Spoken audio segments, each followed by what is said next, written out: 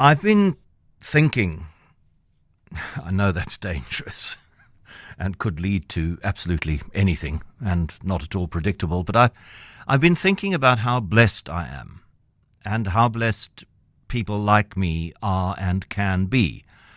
And that was, this particular train of thought was sparked by the weekend that I had, which saw me going to the match in Africa on Friday night at the Cape Town Stadium, and then the Yo-Yo Ma concert at Kirstenbosch on Saturday night. And as I was leaving the concert on Saturday night, a couple of women behind me were chatting, and one said to the other, Rafa en Roger op 'n Vrydag aand, Yo-Yo Ma op 'n Saterdag aand. Dis 'n towernaweek. It's a magical weekend. And I was a little cynical about the match in Africa, and it's an exhibition, so they're not going to be putting much into it, and yeah. But I am so glad that I went. It's one of the most joyful experiences I have had for a very, very, very long time. There were close to 52,000 people there, and each and every one of them, no matter what their mood had been earlier in the day or whatever was going on in their lives, it seemed to me that they were all having a jolt. It was festive. It was magical.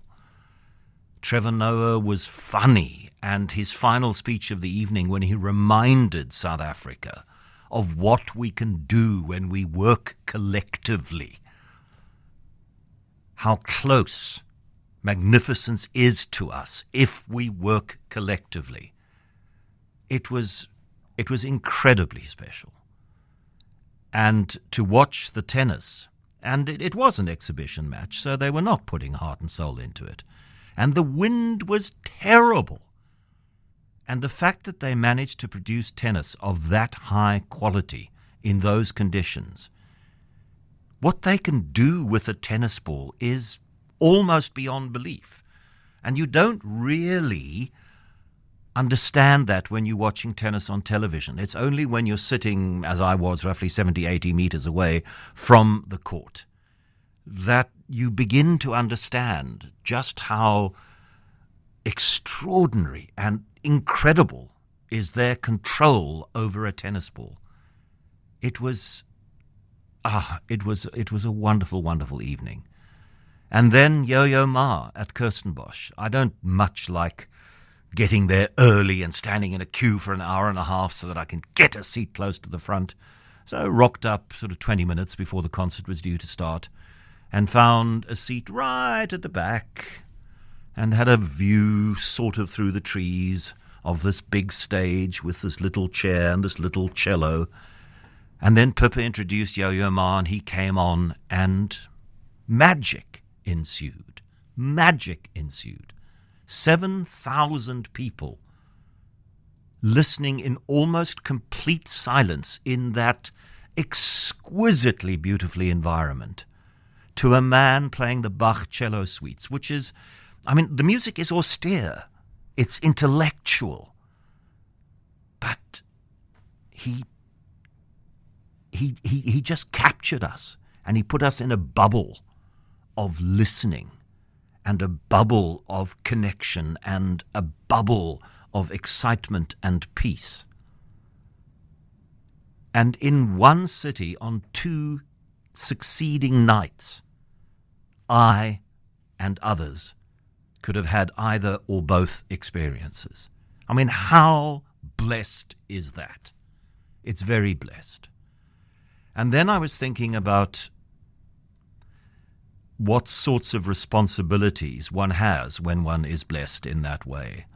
And I think one of the responsibilities is for those of us who are blessed in that way to acknowledge the blessedness, to acknowledge the extent to which we are blessed. It doesn't mean that our lives are perfect. We all of us, everybody who was there at the Cape Town, or almost everybody who was there at the Cape Town Stadium on Friday night, almost everybody who was there at Kirstenbosch on Saturday night, We all have issues. We have family troubles. We have work troubles. There are things which are not perfect in our lives, but we are blessed. My goodness, we are blessed. And we must acknowledge that rather more often.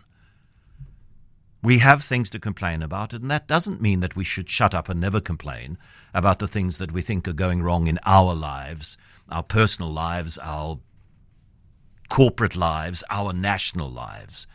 But we must just maybe think a little bit more about the balance between how we are blessed and those things which are not so great in our lives. And then the other big responsibility is to understand how many people are not blessed in that way. How many people who would love to have the freedom, the money, the access to go to the tennis on Saturday night, Yo-Yo Ma, to the tennis on Friday night, to Yo-Yo Ma on Saturday night. And that doesn't mean we must change our lives and become do-gooders and abandon our careers as radio broadcasters or as lawyers or as accountants or as IT entrepreneurs and plunge ourselves into NGO, NPO work.